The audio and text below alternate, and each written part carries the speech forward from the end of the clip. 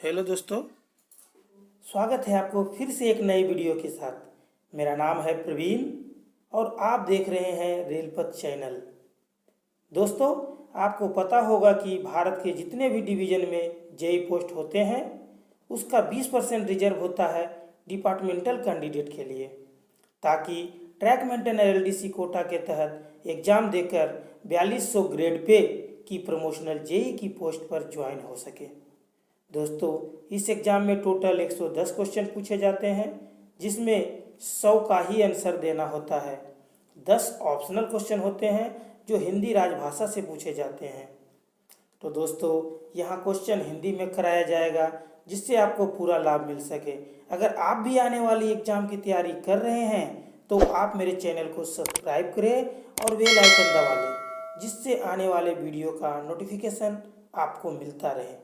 अब मैं क्वेश्चन के ऊपर लेकर चलता हूँ, जिसमें डिस्कस कराया जाएगा मशीनीकृत अनुरक्षण, यानी ट्रैक मेंटेनेंस मशीन के द्वारा जो होता है, तो उसी के बारे में आपको डिस्कस कराया जा रहा है। तो डायमेटिक मशीन एक डैश है। डायमेटिक मशीन कैसी है? तो डायमेटिक मशीन है ऑन ट्रैक मशीन, यानी इसका आंसर ए हो जाएगा। सीएसएम मशीन एक है। तो सीएसएम मशीन कैसी मशीन है? तो सीएसएम मशीन जो है निरंतर कार्रवाई टैंपिंग मशीन, डायमेटिक मशीन की तुलना में अधिक आउटपुट देता है और वह एक बार में 2 स्लीपर को टाइम करता है। तो इसका आंसर इसमें से सभी हो जाएगा, यानी डी आंसर हो जाएगा। ड्यूमेटिक मशीन में टैंपिंग टूल की संख्या होती है। तो ड्यूमेटिक मशीन में कितनी टैंपिंग टूल की संख्या होती है? तो इसमें 32 होती है। इसका आंसर सी हो जाएगा। सीएसएम मशीन में टैंपिंग टूल की संख्या होती है। तो सीएसएम मशीन में टैंपिंग टूल की भी जो संख्या होती है, इसमें भी 32 होती है, यानी सी आंसर। 3x मशीन में टैंपिंग टूल की संख्या डैश है। तो 3x मशीन में टैंपिंग टूल की संख्या होती है, तो ये 48 होती है, इसमें 48 होती है। निम्न मशीन एक ऑफ ट्रैक टैंपर है। तो इसमें से कौन सा मशीन जो है ऑफ ट्रैक टैंपर है, यानी ट्रैक के द्वारा नहीं चलाया जाता है। ये डायरेक्ट उठाकर भी लिया जाता है, ट्रैक से ये नहीं जाने वाले मशीन है। तो इसमें से कांगो टैंपर, क्रोवा टैंपर, जैक्सन टैंपर, ये सभी जो है ये ऑफ ट्रैक टैंपर मशीन है। इसका आंसर डी हो जाएगा। टैंपिंग कार्य समाप्त करते समय रेल पथ मैनुअल डैश से अधिक फ्लैटर रैंप निर्धारित करता है। तो ये टैंपिंग कार्य समाप्त करते समय क्या करना चाहिए? तो ये 1000 में 1 का रैंप देना चाहिए, यानी इसका आंसर सी हो जाएगा। निम्नलिखित में से कौन सी track machine dynamic track stabiliser है? तो इसमें से कौन सी मशीन डायनेमिक ट्रैक स्टेबलाइजर है? तो ये DGS 62N ये मशीन है। निम्न में से कौन सी मशीन पॉइंट टैपिंग मशीन है? तो पॉइंट टैपिंग मशीन आपको पता होगा, ये यूनिमेट 08275, इसमें ट्यूनिमेट लिखा गया, ये यूनिमेट है। एक समय में 2 स्लीपर को टैंपिंग करने वाली एक टाई टैंपिंग मशीन डैश कहलाती है। तो एक समय में जो 2 स्लीपर टैंपिंग करने वाली मशीन है वो कहलाती है क्वाड्रामेट्रिक। क्वाड्रामेट्रिक इसका आंसर हो जाएगा। टैंपिंग एक्सप्रेस 093X एक मशीन है जो एक समय में डैश स्लीपर पैक कर सकती है। तो ये जो 3X मशीन है, एक समय में ये 3 स्लीपर पैक करती है। डायमेटिक मशीन 1 घंटे में ट्रैक की डैश प्रभावी लंबाई को बढ़ा सकती है, यानी डायमेटिक मशीन जो है 1 घंटे में कितना वर्क कर सकता है? तो इसका आंसर हो जाएगा 800 मीटर। 09 CSM का रेटेड आउटपुट 1 घंटे में ट्रैक की डैश प्रभावी लंबाई को बढ़ा सकती है। तो ये जो CSM मशीन है वो कितना बोले तो 1 घंटे में कर सकता है, तो इसका आंसर 1200 मीटर हो जाएगा। PSC स्लीपर के मामले में स्लीपर के टैंपिंग टूल के ऊपरी किनारे और नीचे के किनारे के बीच का गैप डैश होगा। तो इसका कितना हो जाएगा PSC स्लीपर? तो PSC स्लीपर का 15 से 20 mm का गैप होता है। PSC स्लीपर के मामले में वांछित स्क्वीजिंग दाब डैश किलोग्राम प्रति सेमी स्क्वायर है। तो ये PSC स्लीपर का जो होता है स्क्वीजिंग दाब, ये होता है 110 से 120, और पीएससी स्लीपर जो एक पॉइंट क्रॉसिंग का रहता है, तो पॉइंट क्रॉसिंग का हो जाता है वो 125 से 135। टैंपिंग टूल का घिसाव इनके अनुभागीय क्षेत्र के %% से अधिक नहीं होना चाहिए।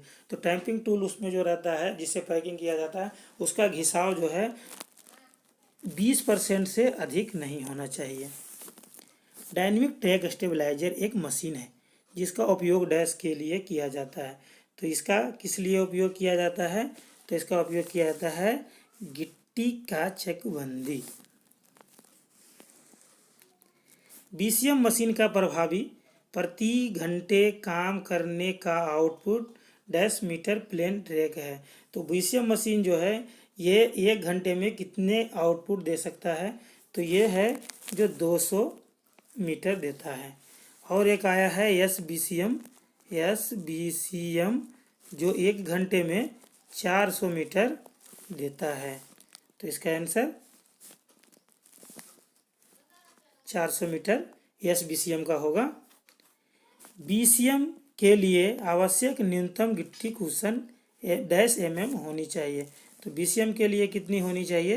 तो ये कम से कम 200 जो mm है गिट्टी होनी चाहिए। बीआरएम एक डैश है। तो बीआरएम कैसा मशीन है? तो ये गिट्टी रेगुलेटिंग मशीन है।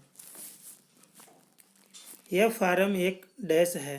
तो एफआरएम कैसी मशीन है? तो एफआरएम मशीन जो है ये शोल्डर गिट्टी सफाई मशीन, ये शोल्डर गिट्टी सफाई मशीन इसका आंसर हो जाएगा।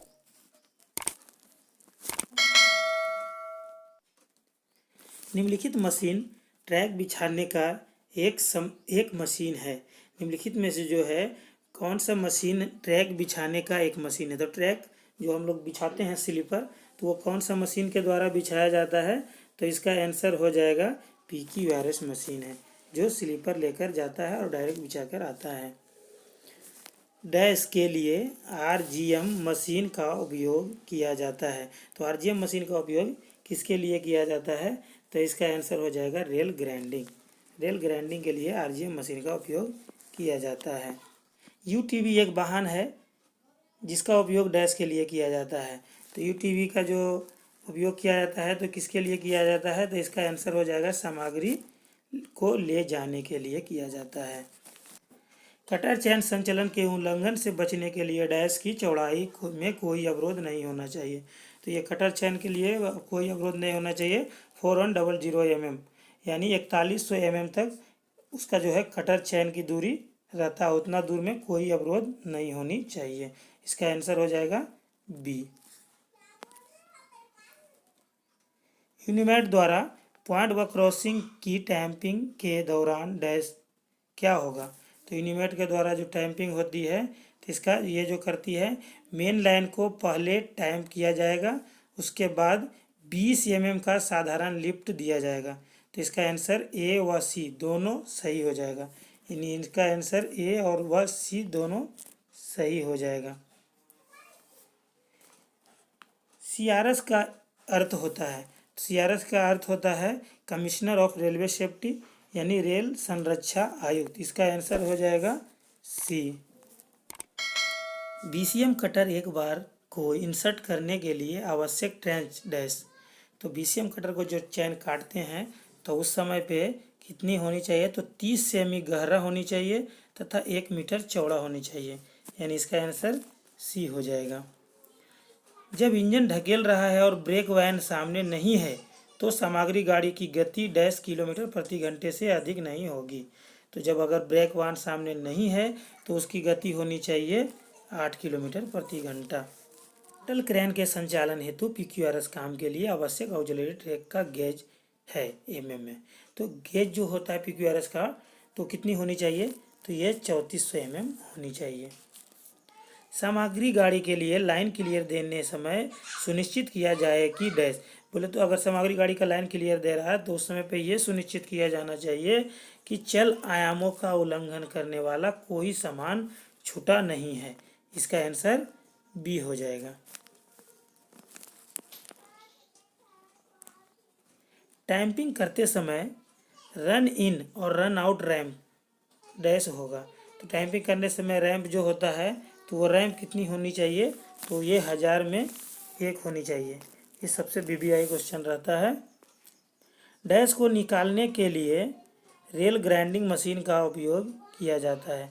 तो रेल ग्राइंडिंग मशीन का उपयोग किस लिए किया जाता है, तो वो जो टूटे दरार रहता है उसे घसने के लिए किया जाता है। आंसर उसका बी हो जाएगा।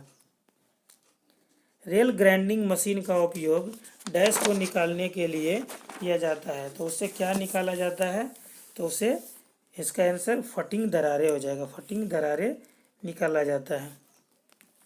बड़ी लाइन पर अनुमत कर्व की अधिकतम डिग्री होती है। तो जो बड़ी लाइन होती है उस पर सबसे अधिकतम डिग्री हो सकती है रेलवे में, तो वो 10 डिग्री हो सकती है। इसका आंसर बी हो जाएगा। बड़ी लाइन कर्व पर अनुमत अधिकतम कर्वेचर की डिग्री डैश है। तो अधिकतम कर्वेचर की डिग्री, इसका आंसर 8 डिग्री हो जाएगा। बड़ी लाइन ट्रैक पर सबसे तेज कर्व की अनुमत त्रिज्या डैश मीटर होनी चाहिए। तो बड़ी लाइन जो ट्रैक होती है उसमें सबसे ज़्यादा अगर कर्व होगा 10 डिग्री, तो उसकी त्रिज्या कितनी होगी, तो उसकी त्रिज्या हो जाएगी आपको 175 मीटर। इसका आंसर बी हो जाएगा। 1 डिग्री कर्व का कर्वेचर त्रिज्या डैश मीटर के बराबर होता है। तो अगर 1 डिग्री कर्व है तो उसकी त्रिज्या कितनी होगी, त्रिज्या होगी 1750। 1750 1 डिग्री का रहता है। आप इसके हिसाब से आप 2 डिग्री 3 डिग्री का निकाल सकते हैं। 2 डिग्री अगर निकालना है तो आप उसका आधा कीजिए, 4 डिग्री निकालना है तो उसका आधा कीजिए। इस तरह से आपको 1750 होती है।